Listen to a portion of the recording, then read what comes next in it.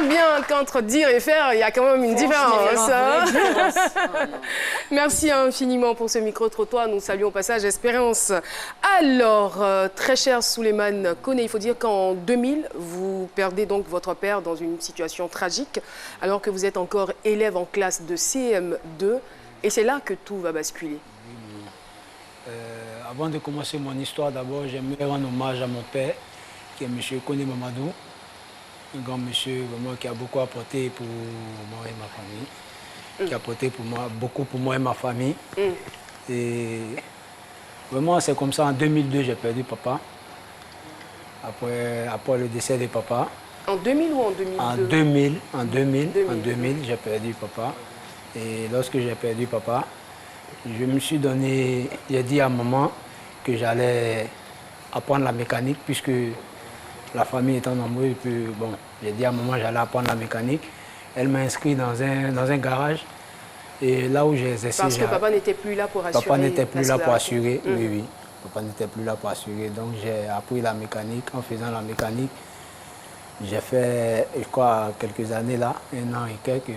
Dans ça, j'ai connu un ami qui m'a vraiment entraîné sur une voie que vraiment je n'avais pas connue, qui est la cigarette. Je fumais. Il était lui aussi mécanicien? Il était aussi mécanicien qui m'a appris à fumer. Et là, quand j'ai commencé à fumer, dans les échanges de cigarettes, je pense bien qu'on s'échangeait des cigarettes en tout cas. On s'échangeait des cigarettes. Avec d'autres personnes ou avec lui seulement? Avec d'autres personnes que je ne connaissais même pas. Avec d'autres personnes que je ne connaissais même pas, on s'échangeait des cigarettes. Oui, bon, oui, les mégots. Les mégots, voilà, on peut le dire. On s'échangeait des cigarettes. Et mais voilà. vous fumiez en moyenne combien de cigarettes par jour? Vraiment, la cigarette, je ne peux pas dire que je fumais trop, mais après chaque repas, ou soit dans des moments d'émotion, là, je fumais. Donc on imagine si dans la journée, vous avez au moins 5 moments d'émotion, voilà, en plus des repas. Oui. Voilà, donc là, je fumais, et c'est là que je fumais. Voilà, ainsi, comme ça, après ça, je suis tombé malade. Je vais tomber malade en 2005. Je tombe malade en 2005. Jessica, une question pour vous avant de parler de la maladie. Vous avez votre collègue qui vous entraîne enfin dans la cigarette. Mais qu'est-ce qui fait que vous prenez goût? Pourquoi vous continuez? Est-ce que c'est parce que vous avez vu tout le monde à côté faire ou c'est parce que ça vous procure du plaisir? Vu que déjà j'avais quelque chose sur la tête qui était le décès de papa, donc qui a fait que vraiment je me suis donné à des trucs que vraiment je n'avais pas l'habitude de faire. Donc vraiment voilà comment est-ce que Quand je peux le dire. vous oubliez le décès, c'est ça? Bon, pas que j'oublie le décès, mais au fait je stresse moins. Vous sentez mieux? Voilà, je me sens mieux, donc ça faisait que j'arrivais à mieux me retrouver. C'est ce qu'on dit généralement, hein. Voilà, mais c'est juste une sensation très très éphémère, parce que lorsque c'est terminé, le problème il est encore présent. Voilà, donc voilà comment est-ce que ce problème de la fumée de cigarette va entraîner la maladie. Et là, en 2005, je tombe malade. Je tombe malade par la suite. Et vous souffriez de quoi? Comment? Vous souffriez de quoi? Je souffrais de j'ai fait la tuberculose. La tuberculose. La tuberculose en 2005. J'ai fait la tuberculose en 2005 et là j'ai pas suivi totalement le traitement. Qu'est-ce qui vous a empêché de suivre normalement le traitement? Bon, au fait, pas que ça m'a empêché, mais je me suis dit que non, c'est des médicaments comme tout autre. Je pouvais prendre aujourd'hui, laisser demain et puis bon. Ça allait guérir de toute façon. Or, pourtant, ce n'était pas le cas. Ce n'était pas le cas. Et donc, le traitement a échoué. Ce traitement, en 2005, que j'ai fait, a échoué. Donc, en 2006, je reprends un autre traitement qui a été... Bon, j'ai repris un nouveau traitement en 2006 qui était différent de l'autre traitement en 2005. Et voilà comment est-ce que... j'avais déjà fatigué le poumon. J'avais déjà fatigué le poumon.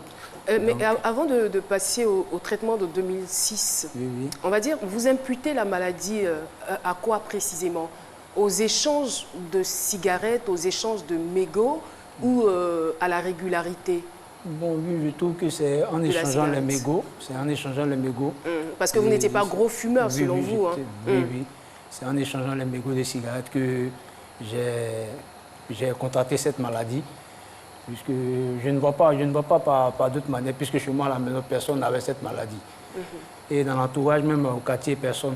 Mais je sais que c'est dans ce milieu que j'ai été atteint de cette maladie. Et voilà comment est-ce que en 2006, là, je fais le traitement. Quand je fais le traitement, chaque matin, je faisais une piqûre par la suite de plusieurs comprimés. Donc, on est d'accord en fait qu'en 2005, le traitement échoue. Donc, en 2006, vous êtes contraint de reprendre le traitement. De reprendre un nouveau traitement. Et c'est là que le traitement était... comme on dit, je faisais le traitement. Ce traitement, je prenais une piqûre chaque matin par la suite de plusieurs comprimés pendant 9 mois. Pendant 9 mois, j'ai fait ce traitement. Par la suite, par la grâce de Dieu, j'ai été déclaré guéri. Et là, j'ai été déclaré guéri. Et quand j'ai été déclaré guéri, puisque les médicaments étaient plus forts que le poumon, j'ai eu un problème avec le poumon gauche. Ça, vous ne le saviez pas auparavant? C'est après le diagnostic du médecin que vous vous en rendez compte? Oui, c'est après le traitement maintenant que j'ai commencé à étouffer, puisque les kilomètres que je faisais avant à pied, je n'arrivais plus à le faire. Donc voilà comment est-ce que le docteur, je me rends chez le docteur, j'explique mon cas. Et là, on me dit que non, c'est normal, que le poumon était déjà fatigué. Et voilà que les médicaments aussi que je prenais pour le traitement sont tellement forts que vraiment c'est évident que j'ai ce problème. Oui, Jess. Votre traitement, il a duré combien de temps? En 2006, combien de temps exactement? En 2006, c'est 9 mois. J'ai fait 9 mois. 9 mois. J'ai fait 9 mois. Chaque matin, je faisais une piqûre à la suite de plusieurs comprimés. Donc, vous êtes déjà fragilisé, on va dire, par la cigarette, encore plus fragilisé par la tuberculose. Et on vous offre un autre traitement, je veux dire, qui vient encore vous mettre à plat. Est-ce que vous retournez vers ce médecin-là qui vous a prescrit le traitement? Je retourne vers ce médecin, et je lui explique mon problème. Et c'est là qu'il m'a amené chez un cardiologue.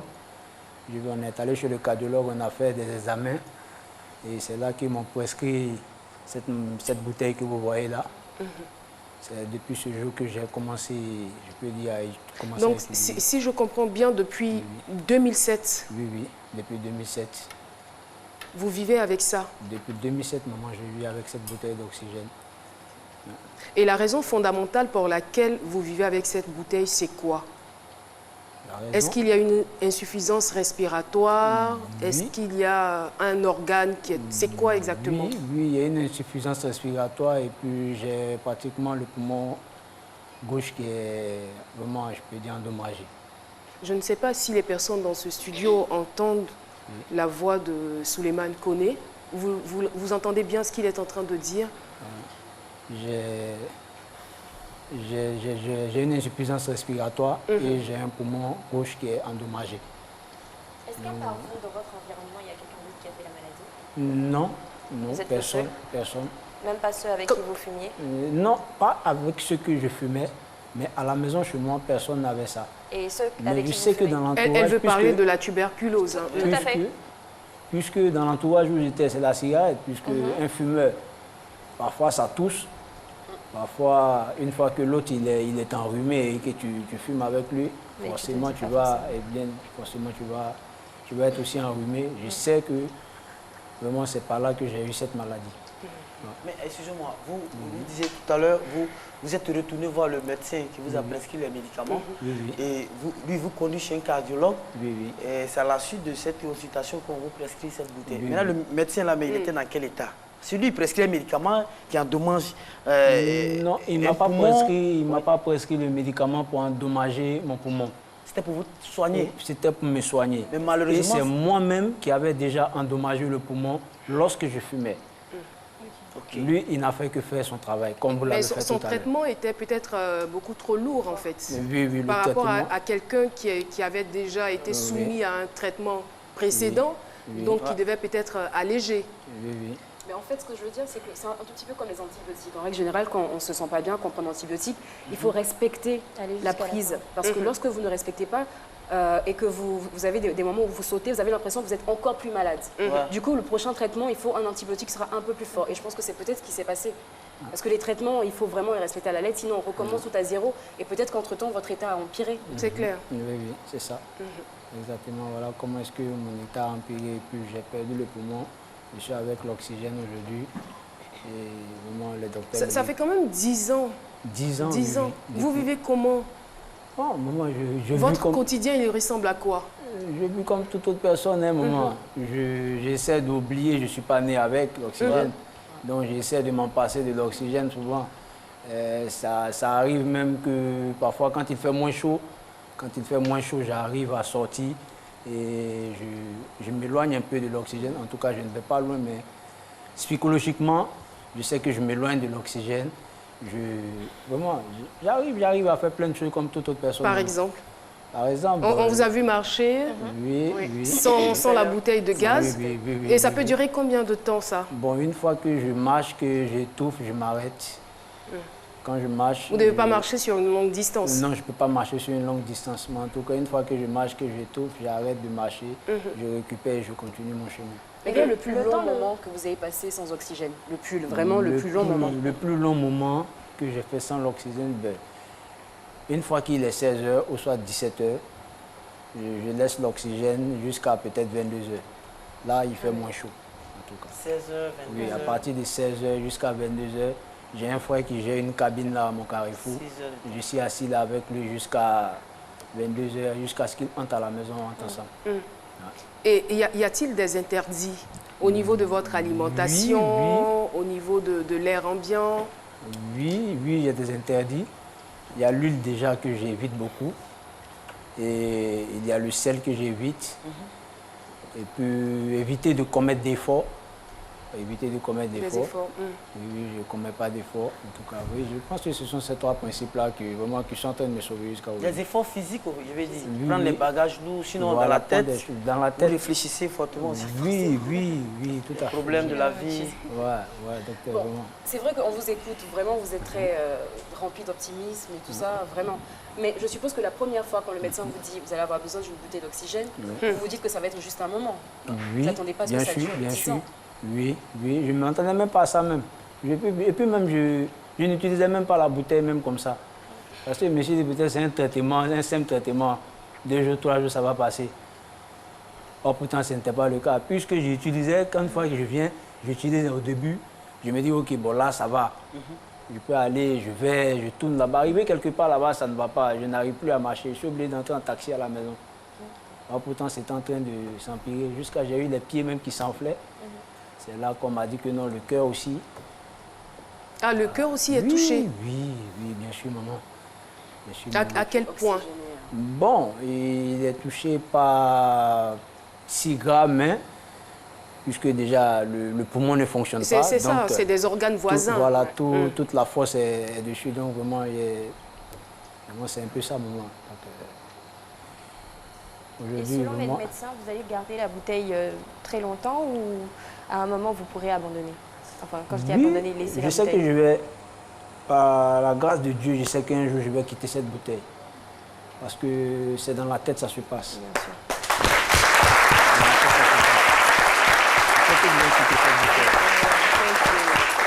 Vous utilisez en moyenne combien de bouteilles par mois? Comment vous arrivez à suivre? Bon, la bouteille là, présentement, sur la vidéo tout à l'heure, la grande bouteille qui est derrière moi, j'ai la grande et j'ai la petite bouteille. La grande bouteille, elle fait 6 jours. Ok. Et la petite là, celle-là, elle fait 3 jours. Donc peut-être même tout à l'heure là, ça va me laisser en haut. Mais comme le docteur là, j'espère que je... Non, nous on va vous laisser vite, mais avant que ça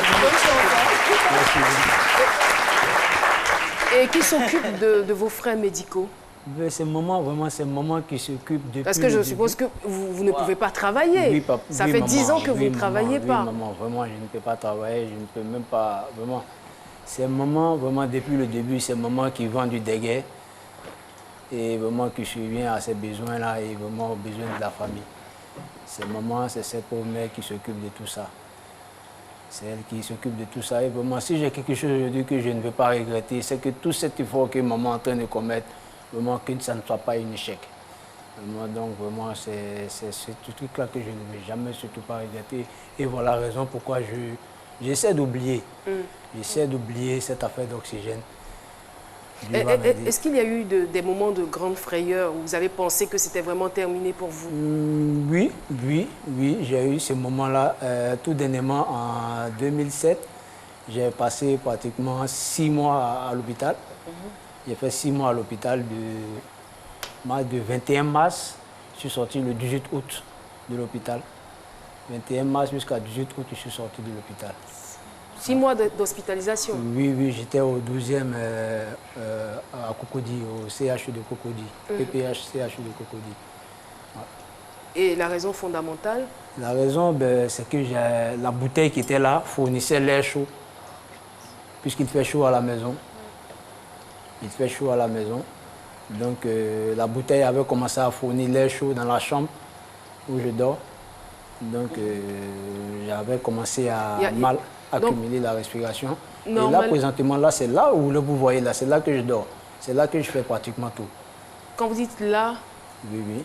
C'est pas à l'intérieur? Non, là, c'est pas à l'intérieur. Vous n'êtes pas dans la chambre? C'est sur la terrasse. Parce qu'il fait chaud à l'intérieur? Il fait chaud à l'intérieur. Il vous faut quoi? Un ventilateur, un split? Bon, il y a un ventilateur sur mon moment, mais vraiment, c'est pas... C'est pas suffisant. Il faut de l'air conditionné. Oui. Donc, c'est là que je fais tout. Je fais tout. Je dors là, je passe tout le temps là-bas. Ouais. Mais alors, vraiment, quand je vais revenir sur ce côté optimiste, parce que lorsqu'on a le palu, ne serait-ce que le palu, au bout d'une semaine, mentalement, on est affaibli, on se dit c'est la fin. On se rend compte que quand on est faible, il y a des choses qu'on ne peut plus faire. Comment, mentalement, vous arrivez à tenir? Comment avez-vous fait pour tenir pendant 10 ans et aujourd'hui à dire non, c'est un peu comme si c'était normal. On vous donne l'occasion de réfléchir à la question de Jessica, juste pour nous d'aller à la pub et on se retrouve tout de suite.